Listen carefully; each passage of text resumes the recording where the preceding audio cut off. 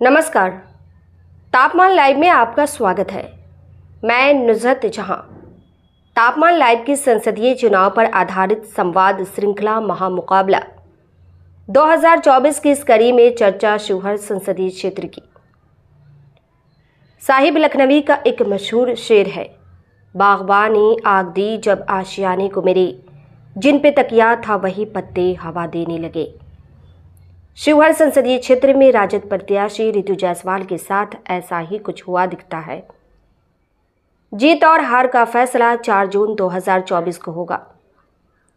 फिलहाल मतदान के रुझान में उन्हें सुकून नहीं मिल रहा है। मतगणना में मिल जाए तो वह अलग बात होगी। सीतामढ़ी में तेली जाति के सुनील कुमार पिंटू और शिवहर में कलवार जाति की रमा देवी को हाशिए पर डाल स्वर्ण उम्मीदवार उतार दिए जाने से वैश्य समाज में एनडीए के खिलाफ जो गुस्सा उफनाया था, उससे दोनों क्षेत्रों में उसकी जमीन हिल गई थी। परेशानी इस वजह से भी बढ़ गई थी कि वैश्य असंतोष के बीच सीतामढ़ी में राजद प्रत्याशी अर्जुन राय और शिवहर में रितु जायसवाल ने संघर्ष को अगड़ा बनाम पिछड़ा का रूप देने की भरदम कोशिश की। रितु जायसवाल ने ठाकुर का कुआं को बार बार उछाल दलितों एवं अत्यंत पिछड़ों को भी मोहित करने का प्रयास किया। इस अभियान के शुरुआती रुझान से ऐसा लगा कि शिवहर में एनडीए की जदयू प्रत्याशी लवली आनंद मुकाबले में कहीं रह ही नहीं जाएगी, पीले पत्ते की तरह हवा हो जाएगी। पर अंतिम दौर में रितु जायसवाल ने एक विवादित बयान से खुद अपने पांव में कुल्हाड़ी मार ली। बाकी काम प्रधानमंत्री नरेंद्र मोदी और गृह मंत्री अमित शाह के चुनावी सभाओं ने पूरा कर दिया।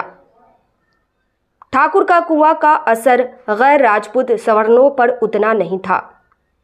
रितु जायसवाल ने सार्वजनिक रूप से जब यह कहा कि टाइटल वालों से जीतने पर बिना टाइटल वाले हिसाब करेंगे, तब उनकी उल्टी गिनती शुरू हो गई। शिवहर संसदीय क्षेत्र में लगभग 4 लाख सवर्ण मतदाता हैं। कहते हैं कि रितु जायसवाल के इस कुबोल ने इन मतों को करीब करीब एकजुट कर दिया। उधर वैश्य समाज में एनडीए के खिलाफ जो गुस्सा उफना रहा था, वह नरेंद्र मोदी और अमित शाह की चुनावी सभाओं के बाद प्रायः शांत पड़ गया। उन सभाओं में नरेंद्र मोदी को अति पिछड़ा वर्ग के वैश्य समाज के बेटे के तौर पर पेश किया गया। असर ऐसा हुआ कि वैश्यों के एक तबके को छोड़ सभी एनडीए के पक्ष में हो गए। वैसे इसमें प्रदेश भाजपा महिला मोर्चा की अध्यक्ष सांसद धर्मशीला गुप्ता, विधायक पवन जायसवाल आदि की भी बड़ी भूमिका रही। शिवहर में वैश्य मतों की संख्या 4 लाख के आसपास है। एक अनुमान के मुताबिक इनके 60% मत मोदी के नाम पर जदयू प्रत्याशी लवली आनंद के पक्ष में गए हैं। शेष 40% में एक हिस्सेदार शिवहर निवासी योगी अखिलेश्वर दास भी है। निर्दलीय मैदान में उतरे तेली जाति के योगी अखिलेश्वर दास का क्षेत्र में अच्छा खासा प्रभाव है। कहा जाता है कि मत भी अच्छी संख्या में मिले हैं। भाजपा नेता पूर्व मंत्री राणा रणधीर सिंह के भाई राणा रणजीत सिंह एमआईएम के उम्मीदवार हैं। सौजातीय समाज के छोटे से हिस्से के साथ असदुद्दीन ओवैसी समर्थक मुस्लिम मत भी उन्हें मिले हैं, लेकिन परिणाम को प्रभावित करने लायक नहीं।